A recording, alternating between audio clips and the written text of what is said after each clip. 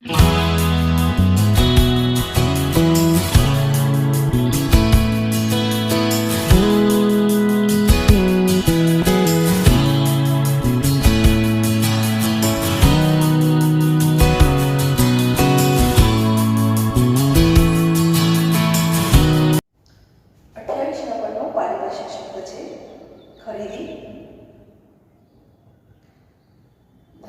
અંદર ઘણી બધી વસ્તુઓની અને સેવાઓની ખરીદી કરવામાં આવતી હોય છે. આ તમામ વસ્તુઓ અને સેવાઓને ખરીદી કહેવામાં આવતી નથી. હવે કોને ખરીદી કહેવાય? આ તમામને ધંધાના ખર્ચાઓ કહી શકાય. તો ખરીદી કોને કહેવાય? વેપારી જે વસ્તુનો વેપાર કરતો હોય અને તે માલ ખરીદે તેને હિસાબી પદ્ધતિની અંદર ખરીદી તરીકે ઓળખવામાં આવે છે. ફરીવાર યાદ કરી લઈએ. આપણે આગળના એક મુદ્દાની અંદર ચાલુ મિલકતોની આ મુદ્દાની અંદર આપણે આની ચર્ચા કરી હતી કે ધંધાનો વેપારી જે વસ્તુનો વેપાર કરતો હોય અને એની ખરીદી કરે તો એ માલની ખરીદીને ખરીદી તરીકે ઓળખવામાં આવે છે. દાખલા તરીકે અનાજનો વેપારી અનાજ ખરીદે તો એની ખરીદી કહેવાય. પણ અનાજનો વેપારી સ્ટેશનરી ખરીદે તો તેને ખર્ચ તરીકે દર્શાવવામાં આવે છે. એટલે અહીંયા ધંધાની અંદર જે વસ્તુનો વેપાર થતો હોય એ માલની ખરીદી થાય તેને ખરીદી તરીકે ઓળખવામાં આવે છે. આ ખરીદી બે રીતે થઈ શકે. રોકડ સ્વરૂપે પણ થઈ શકે અને શાક એટલે કે ઉધાર સ્વરૂપે પણ કરી શકાય. 29 નંબરનો મુદ્દો છે વેચાણ. સેલ. વેપારી ધંધામાંથી વિવિધ વસ્તુઓમાંથી વિવિધ પ્રકારની આવકો મેળવતો હોય છે. પણ આ તમામ આવકોને વેચાણમાં ધ્યાનમાં લેવામાં આવતી નથી. વેચાણ કોને કહેવાય? તો વેપારી જે વસ્તુનો વેપાર કરતો હોય એ માલનું વેચાણ કરે તો તેને વેચાણ તરીકે ઓળખવામાં આવે છે. અનાજનો વેપારી અનાજ વેચાણ કરી અને જે આવક મેળવે તેને વેચાણ તરીકે ઓળખવામાં આવે છે. 30 નંબરનો મુદ્દો છે માલનો સ્ટોક. વેપારી દ્વારા વેપાર કરવાના હેતુસર જે માલ ખરીદી કરવામાં આવતો હોય તેના વધેલા સ્ટોકને વધેલા માલને સ્ટોક તરીકે ઓળખવામાં આવે છે. વેપારી દ્વારા વેપાર કરવાના હેતુસર જે માલ ખરીદી કરવામાં આવતો હોય તેમાંથી વધેલા માલને સ્ટોક કહેવામાં આવતો હોય છે. જેને આપણે આખા સ્ટોક તરીકે પણ દર્શાવી શકાય. સ્ટોકનો સમાવેશ ચાલુ મિલકતોમાં આપણે કરીએ છીએ. ઉદાહરણ તરીકે એક વેપારીએ 70,000નો માલ ખરીદ્યો. તેમાંથી 45,000ના માલનું 75,000માં વેચાણ કર્યું. તો આ તેની પાસે 70,000ના માલમાંથી 45,000નું વેચાણ થાય તો તેને પાસેથી 70,000 માઈનસ 45 કરતા 25,000નો સ્ટોક વધે તો તેને વધેલો સ્ટોક અથવા તો આખા સ્ટોક તરીકે ઓળખવામાં આવે છે. ટૂંકમાં સ્ટોક એટલે ખરીદેલા માલ પૈકી વધેલો માલ. 31 નંબરનો મુદ્દો છે દેવાદાર. વેપારી દ્વારા પોતાના ગ્રાહકોને શાખ ઉપર એટલે કે ઉધારે માલ વેચાણ કરવામાં આવે ત્યારે દેવાદારો તે ગ્રાહકોને દેવાદારો તરીકે ઓળખવામાં આવે છે. દેવાદારનું બીજું નામ છે ગ્રાહક. ગ્રાહકને જેટલા રૂપિયાનું ઉધાર વેચાણ કરવામાં આવેલું હોય તો તે તેટલી રકમનો વેપારી માટે દેવાદાર બનતો જોવા મળે છે. દેવાદારને આપણે યાદ હોય તો આપણે દેવાદારને ચાલુ મિલકતોમાં સમાવેશ કરીએ છીએ. લેણી હુંડી 32 નંબરનો મુદ્દો. લેણી હુંડી એક પ્રકારનો લેખિત દસ્તાવેજ છે. આમ તો આપણે હુંડીઓનું આખું પ્રકરણ ભણવાનું છે ભાગ 2 ની અંદર. અહીં આપણે બંને હુંડીની વિગતવાર ચર્ચા કરશું. હુંડી કોને કહેવાય? હુંડી એક પ્રકારનો લેખિત દસ્તાવેજ છે. હુંડીમાં બે પક્ષકારો હોય, એક હુંડી લખનાર અને હુંડી સ્વીકારનાર. જેમાં હુંડી લખનાર ભવિષ્યની નિર્ધારિત તારીખે ચોક્કસ રકમ મેળવવાનો અધિકાર ધારણ કરે એટલે તેનું લેણું બને અને હુંડી લખનાર માટે તે લેણી હુંડી ગણાય. વર્તમાન સમયમાં તો હુંડીનું અસ્તિત્વ ધરાવતા નથી, પણ આ લેખિત દસ્તાવેજ હુંડી સ્વીકારનાર નિર્ધારિત સમયની અંદર ચૂકવશે એવું સિગ્નેચર કરી, સહી કરી અને હુંડી લખનારને પોતાની જવાબદારી સ્વીકારી અને પરત કરે છે. હુંડી લખનાર એ પાક્યા તારીખે એ રકમને પરત મેળવી લે છે. સામાન્ય રીતે હુંડી છે એ દેવાદારોમાંથી ઉદ્ભવતી જોવા મળે. અહીંયા માત્ર એની આપણે વ્યાખ્યાને યાદ રાખશું કે ઉધાર વેચાણ કરવાથી દેવાદારો ઉદ્ભવે અને ઉધાર વેચાણથી દેવાદારોમાંથી લેણી હુંડીનો ઉદ્ભવ થાય. વિગતવાર હુંડીની ચર્ચા જે તે પ્રકરણમાં આપણે કરીશું. એના પછીનો શબ્દ છે લેણું. 33 નંબરનો શબ્દ છે. વેપારી દ્વારા ધંધાના વ્યવહારોના કારણે અન્ય વ્યક્તિ કે વ્યક્તિઓ પાસેથી ભવિષ્યમાં મેળવવાની બાકી રકમ હોય એને લેણા તરીકે ઓળખવામાં આવે છે. દેવાદારો અને લેણી હુંડી બંનેનો સમાવેશ લેણામાં કરવામાં આવે છે.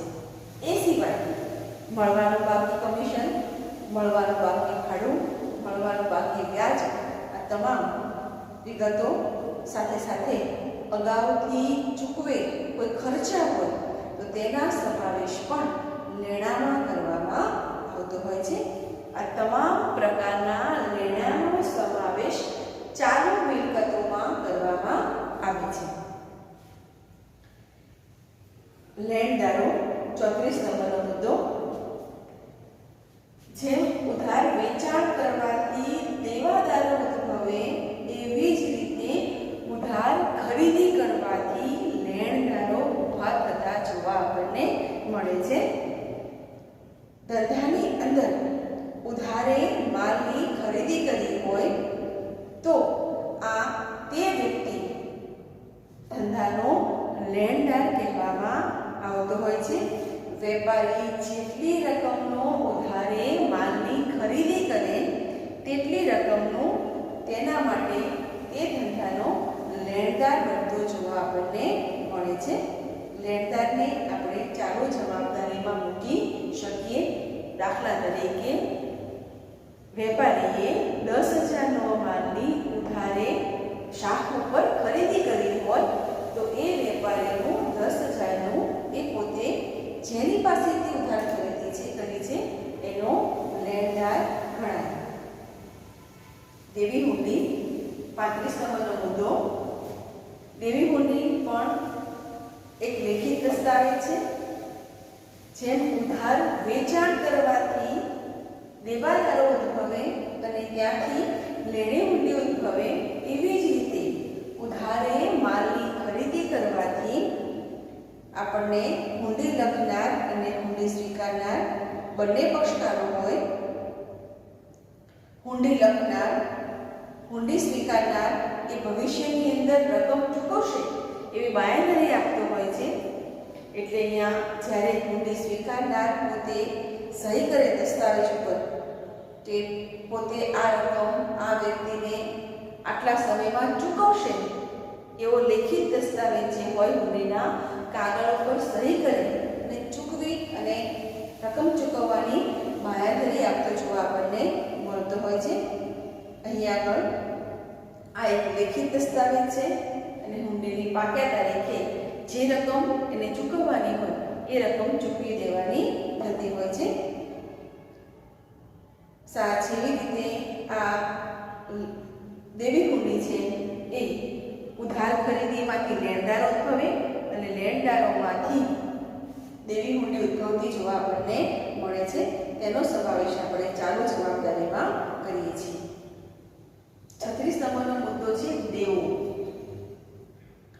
વેપારી દ્વારા ધંધાના વ્યવહારોમાં ઘણી વખતે અન્ય વ્યક્તિ કે વ્યક્તિઓને ભવિષ્યમાં રકમ ચૂકવવાની હોય તો તેને દેવા તરીકે ઓળખવામાં આવે છે.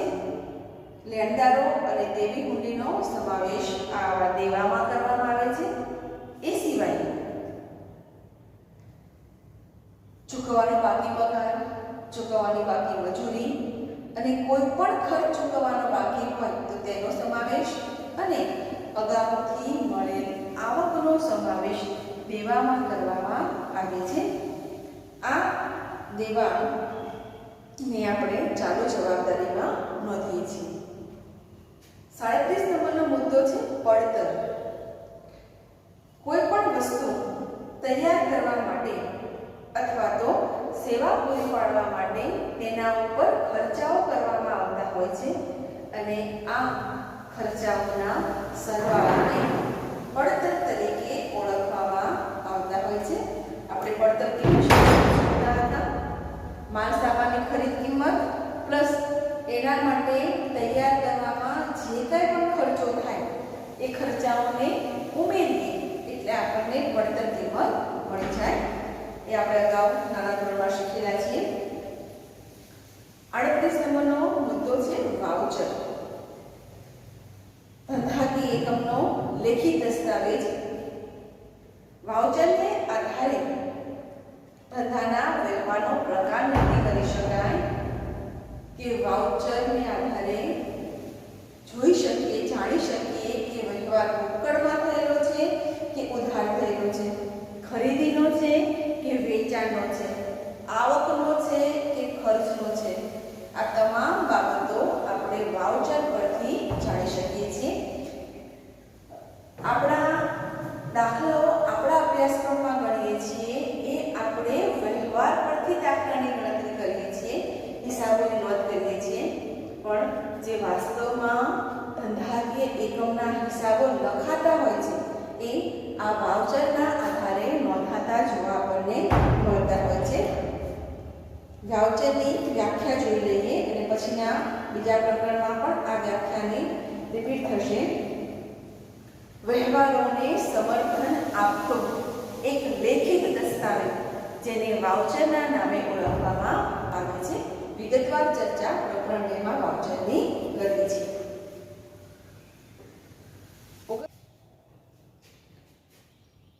વટાવ શબ્દ માલના ખરીદી અને વેચાણમાંથી ઉદ્ભવતો જોવા મળે છે.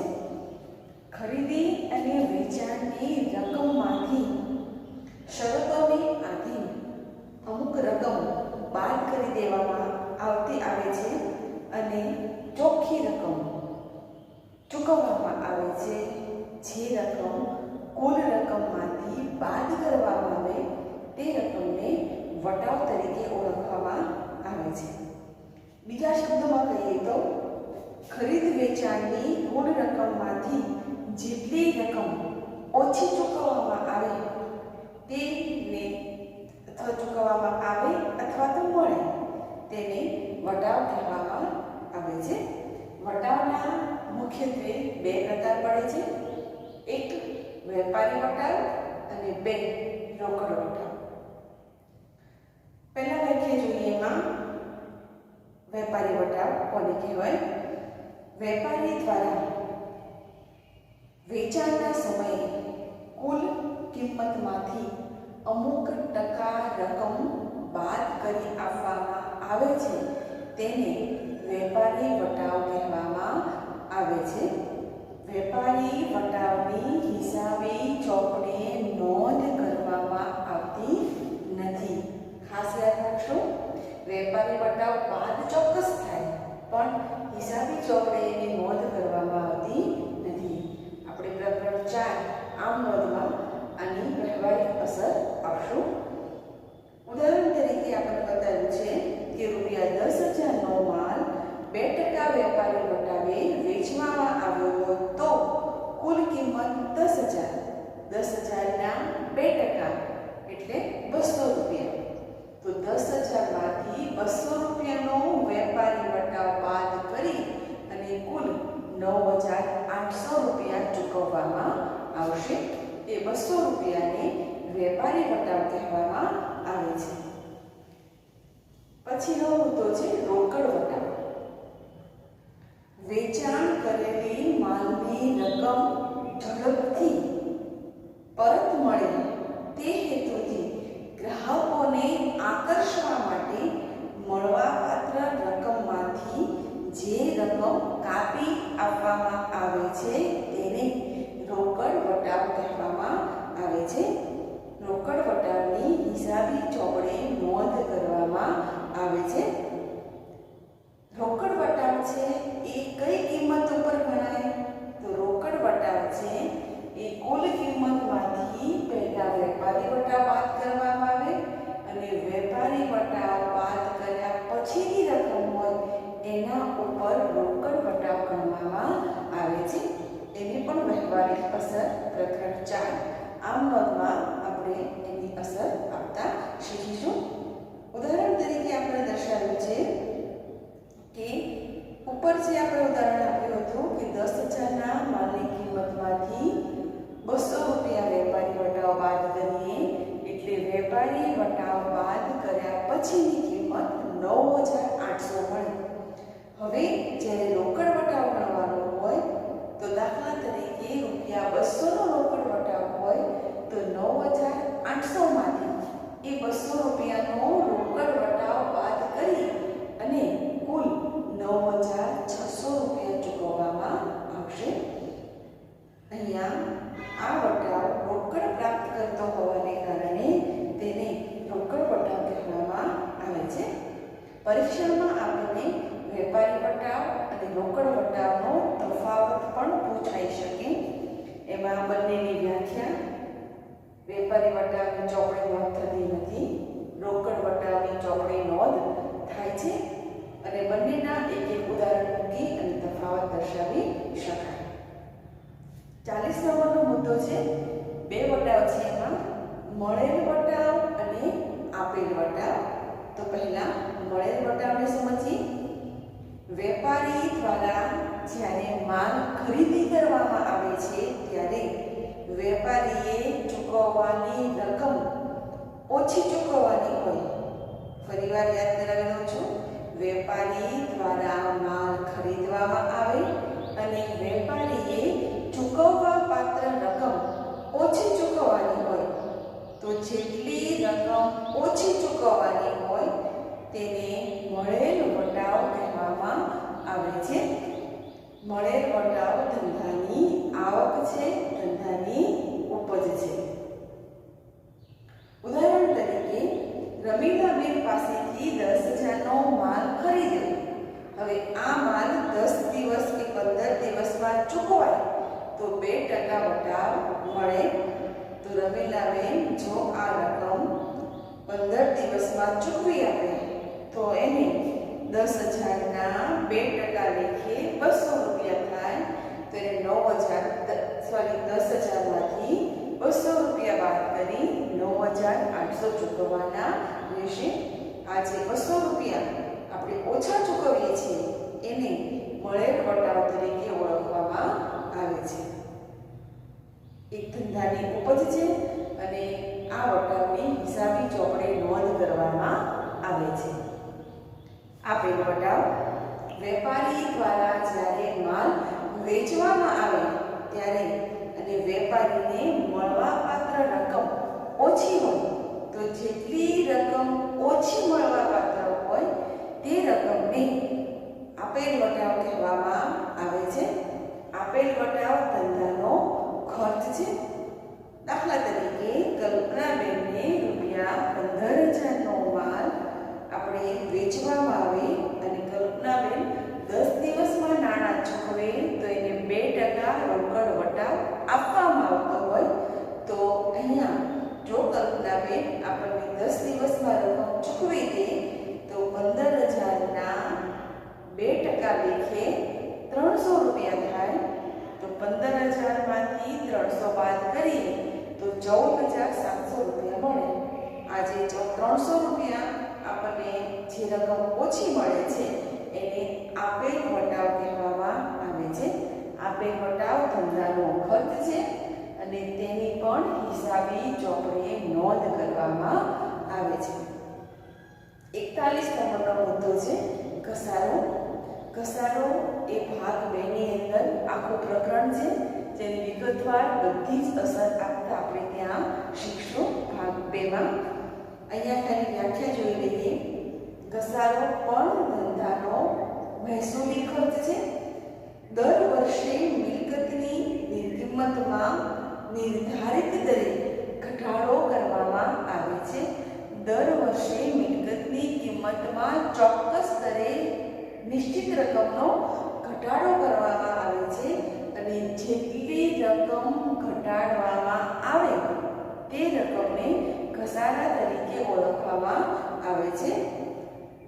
અહીંયા સરકારને કરવેરા ચૂકવતા પહેલા આવકમાંથી ઘસારાને બાદ કરવામાં આવે છે.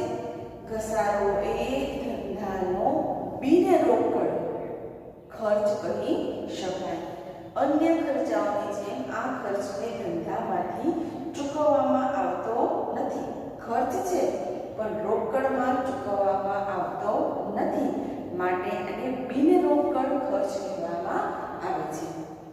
42 નંબરનો મુદ્દો છે ઘાલખાત. આ પણ બિનરોકડ ખર્ચ કહી શકાય. એક પ્રકારના ખર્ચ તરીકે દર્શાવીએ છીએ પણ હકીકતમાં આ એક નુકસાન છે. એને વિગતવાર સમજી લઈએ. જ્યારે ધંધાની અંદર ઉધાર માલનું વેચાણ કરવામાં આવે ત્યારે ઉધાર વેચેલા માલ એ ધંધાનો દેવાદાર બને. જેને આપણે ઉધારે માલ વેચીએ છીએ એ વ્યક્તિ ધંધા માટે દેવાદાર કહેવાય. હવે તેની પાસેથી વેચાણની કિંમત વસૂલ કરવાની હોય. ઘણી વખત એવું બનતું હોય કે જેને આપણે ઉધારે માલ વેચ્યો છે એ દેવાદાર કોઈ પણ પરિસ્થિતિને કારણે એની આર્થિક નબળી પરિસ્થિતિ હોય તો એના કારણે જેટલી રકમનો ઉધારે માલ વેચ્યો હોય એટલી રકમ એ આપણને પરત આપે નહીં. તો એના જે રકમ માંગીએ છીએ એના કરતાં આપણને ઓછી રકમ પરત આપે. તો અહીંયા ધંધા દ્વારા નિર્ધારિત પ્રયત્નો કરવા છતાં કુલ રકમમાંથી જેટલી રકમ ઓછી આપણને મળે એ ઓછી રકમને ઘાલખાત તરીકે ઓળખવામાં આવે છે. ઘાલખાત એ ધંધાનો ખર્ચ તરીકે દર્શાવીએ છીએ પણ ખર્ચ નથી, ધંધાનો એક પ્રકારનો નુકસાન કહી શકાય. દાખલા તરીકે એક નામના વ્યક્તિને આપણે 10,000નો માલ વેચ્યો, ઉધારે વેચ્યો. હવે જ્યારે રકમ સમય મર્યાદા પૂરી થયા પછી રકમ ચૂકવવાની થાય તો એક નામનો વ્યક્તિ આપણને 10,000ને બદલે 8,000 રૂપિયા ચૂકવે છે. એ કહે છે કે આપણી પાસે એની પાસે 8,000 રૂપિયા છે. તે 10,000 માંગીએ છીએ આપણે એને 10,000નો માલ ઉધાર વેચ્યો હતો પણ એ 10,000ને બદલે આપણને 8,000 રૂપિયા આપશે. જેનો અર્થ થાય કે 10,000 માઇનસ 8,000 એ આપણને 2,000 રૂપિયા ઓછા ચૂકવશે. કે હવે એની પાસે ક્ષમતા છે નહીં, એ 2,000 આપણને ચૂકવશે નહીં. તો એ જેટલી રકમ ઓછી ચૂકવે એ રકમને એટલે કે રૂપિયા 2,000ને ધંધા માટે નુકસાન એટલે કે ઘાલખાત તરીકે ઓળખવામાં આવે છે. 43 નંબરનો મુદ્દો છે સદ્ધર. સદ્ધર શબ્દથી આપણે પરિચિત છીએ. સાદી સરળ ભાષામાં કહીએ તો જે વ્યક્તિની નાણાકીય સ્થિતિ સારી, નાણાકીય આર્થિક સ્થિતિ સારી એ વ્યક્તિને આપણે સામાન્ય પરિભાષામાં સદ્ધર વ્યક્તિ કહીએ છીએ. ધંધાની અંદર પણ કંઈક એવું છે કે જે વ્યક્તિ પોતાની નાણાકીય જવાબદારી નિયમિતપણે ચૂકવતો હોય ને જેની મિલકતો તેના દેવા કરતાં વધુ હોય તેવા વ્યક્તિને સદ્ધર વ્યક્તિ તરીકે ઓળખવામાં આવે છે. 44 નંબરનો મુદ્દો છે નાદાર. સદ્ધર કરતાં વિરુદ્ધનું, જે વ્યક્તિની આર્થિક પરિસ્થિતિ સારી નથી, નબળી છે, તેવા વ્યક્તિને આપણે નાદાર વ્યક્તિ તરીકે ઓળખીએ છીએ. એટલે અહીંયા આપણે વ્યાખ્યામાં સમજીશું કે જે વ્યક્તિ પોતાની નાણાકીય જવાબદારી નિયમિતપણે ચૂકવી શકતો નથી તેવા વ્યક્તિને નાદાર વ્યક્તિ કહેવાય. જે વ્યક્તિની મિલકતો તેના દેવા કરતાં ઓછી છે અથવા તો જે વ્યક્તિનું દેવું તેના મિલકતો કરતાં વધુ છે તેવા વ્યક્તિને હિસાબી પરિભાષામાં નાદાર વ્યક્તિ તરીકે ઓળખવામાં આવે છે. જ્યાં સુધી કાયદેસરના પગલાં ન લેવાય ત્યાં સુધી અદાલત છે એના દ્વારા જ્યાં સુધી એ વ્યક્તિને નાદાર જાહેર કરવામાં ન આવે ત્યાં સુધી આપણે નાદાર કહી શકીએ નહીં. પછીના બે મુદ્દા છે સાથે આપેલા 45 નંબરના મુદ્દામાં ઉધાર અને જમા. ખૂબ અગત્યના શબ્દો. આખી આપણી હિસાબી પદ્ધતિ છે એ આ બે શબ્દો પર રચાયેલી છે, ઉધાર અને જમા. આપણે જ્યારે દાખલા ગણતા શીખશું ત્યારે આપણા દાખલામાં ડાબી બાજુ આપણે ઉધાર વહેવાની નોંધ કરશું, જમણી બાજુ આપણે જમા વહેવાની નોંધ કરશું. અહીંયા સામાન્ય સમજૂતી મેળવી લઈએ કે હિસાબીમાં નોંધમાં કોઈ ખાતું ઉધારવું એટલે શું? તો કે ખાતાની ઉધાર બાજુ એટલે કે ડાબી બાજુએ નોંધ કરવી, જેને કહેવામાં આવે ખાતું ઉધાર્યું. હિસાબી પદ્ધતિમાં કોઈ ખાતું જમા કરવું એટલે શું? કે ખાતાની જમા બાજુએ નોંધ કરવી, એટલે કે જમણી બાજુએ હિસાબની નોંધ કરવામાં આવે તો તેને ખાતું જમા કર્યું કહેવામાં આવે. આપણા જે આખું નામ છે એ હિસાબો પદ્ધતિ છે, નામા પદ્ધતિ છે, એ ઉધાર જમાના નિયમો પર આધારિત છે, જેની ક્રમશઃ ચર્ચા આપણે પ્રકરણ 2 માં વિગતવાર કરીશું. 46 નંબરનો મુદ્દો છે ખાતું. આમ તો આપણું પ્રકરણ છે ખાતું અને ખતવણી, જેમાં પણ આ બધી જ વ્યાખ્યા, આ ખાતાની વ્યાખ્યા આપણે ત્યાં પણ સમજવાની છે. વિગતવાર અભ્યાસ આપણે ત્યાં કરશું. અહીંયા ખાતાની સામાન્ય સમજૂતી મેળવી લઈએ કે ધંધાની અમુક વ્યક્તિઓ કે અમુક વસ્તુઓના વહેવારો ધંધામાં વારંવાર થતા હોય. દાખલા તરીકે ખરીદી છે, વેચાણ છે, રોકડ છે, બેંક છે, આવા વહેવારો ધંધાકીય એકમની અંદર વર્ષ દરમિયાન અનેકવાર થતા હોય છે. તો આ વહેવારોને ઉધાર અસર ધરાવતા હોય તો ઉધાર બાજુ હોઈ શકે, જમા અસર ધરાવતા હોય તો જમા બાજુ હોઈ શકે. તો જે તે વ્યક્તિ કે વસ્તુને લગતા તમામ ચોપડાઓને હિસાબોમાં એક જ જગ્યાએ એક જ સ્થાને નોંધાય તેના માટે અને જેના દ્વારા એ વ્યક્તિ કે વસ્તુની સારાંશ સંપૂર્ણ વિગત જાણી શકે એના માટે એની નોંધ કરવામાં આવે છે, જેને આપણે ખાતા તરીકે ઓળખીએ છીએ. ખાતાના દાખલા, ખાતાના નમૂના ની વિગતવાર ચર્ચા આપણે પ્રકરણ પછીના નોંધ કરશું, એની ચર્ચા શીખશું. એમાં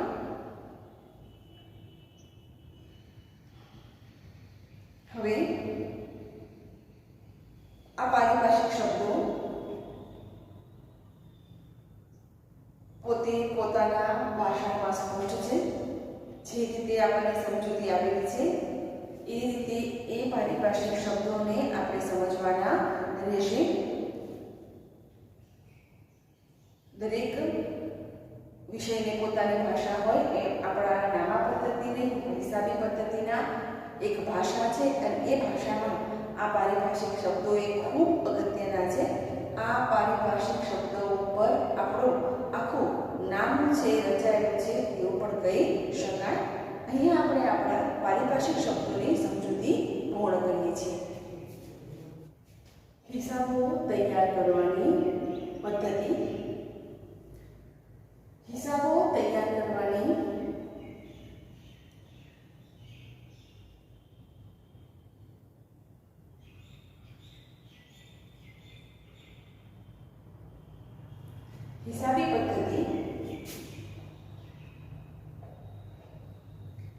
હિસાબો તૈયાર કરવાની પદ્ધતિ.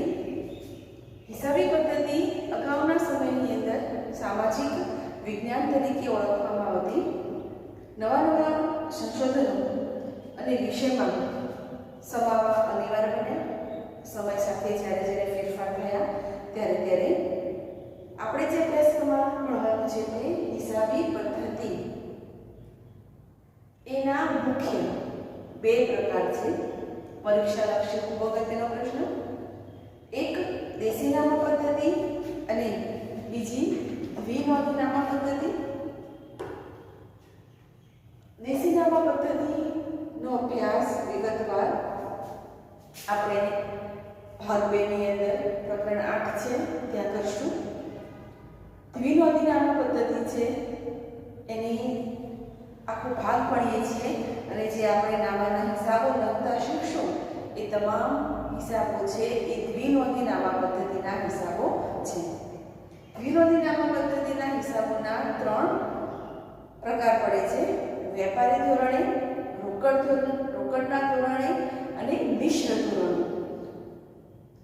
દેશીનામા પદ્ધતિની ખાલી સામાન્ય સમજૂતી MCQ માટે અને ટૂંકા પ્રશ્નોમાં આ પ્રકરણમાંથી પૂછાઈ શકે છે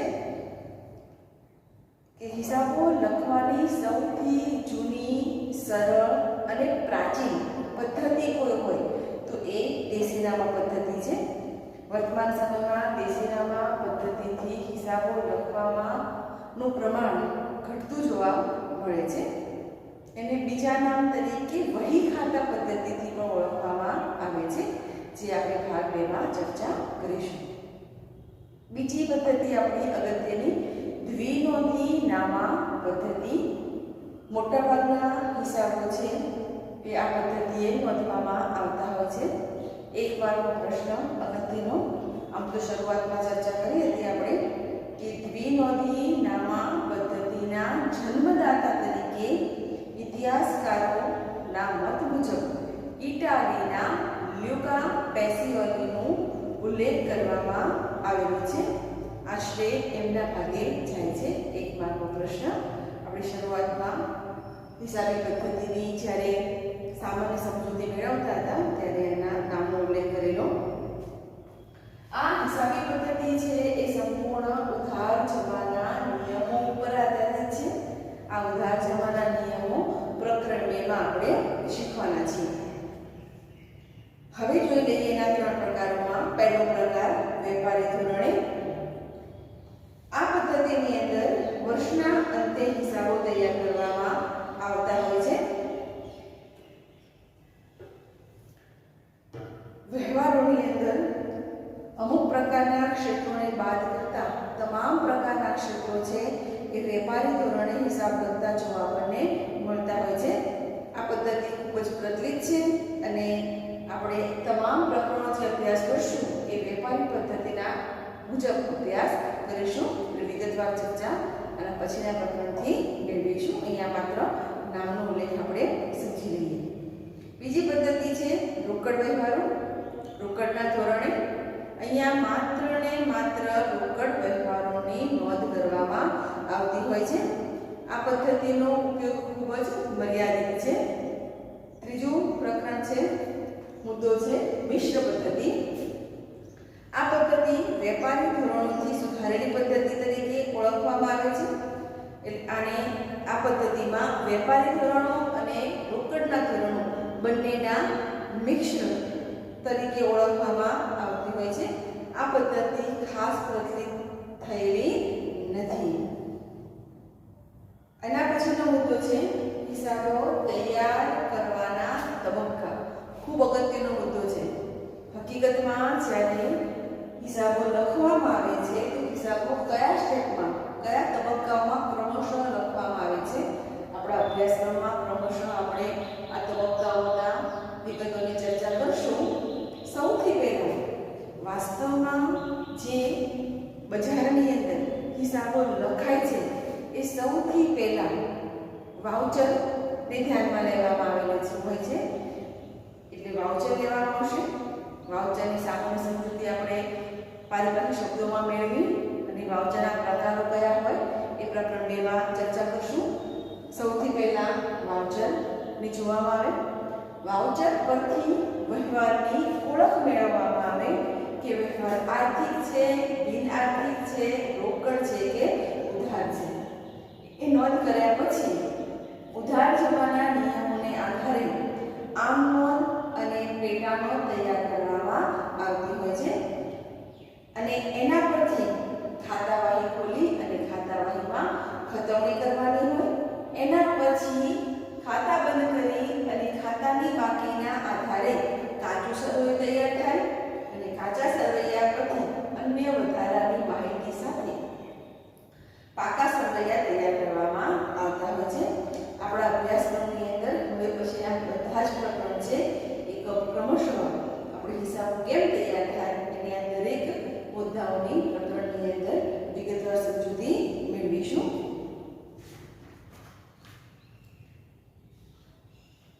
આ ઉપરાંત અહીંયા કેટલાક અન્ય પાસાઓમાં બેંક સિલક મેલ, ભૂલ સુધારણાનો પ્રસારો, અનામતની જોગવાઈ જેવા મુદ્દાઓનો પણ સમાવેશ કરવામાં આવ્યો છે. હવે પછીના તમામ પ્રકરણો જે અહીંયા આપણે તબક્કાઓની જોયું છે એ હવે પછીના તમામ પ્રકરણ છે એમાં તબક્કાવાર ક્રમશઃ બધા જ પ્રકરણો આપણે તમામ મુદ્દાઓને પ્રકરણની અંદર વિગતવાર સમજૂતી તરીકે મેળવીશું. અહીં આપણે પ્રકરણ 1 હિસાબી પદ્ધતિ અને તેના પારિભાષિક શબ્દો છે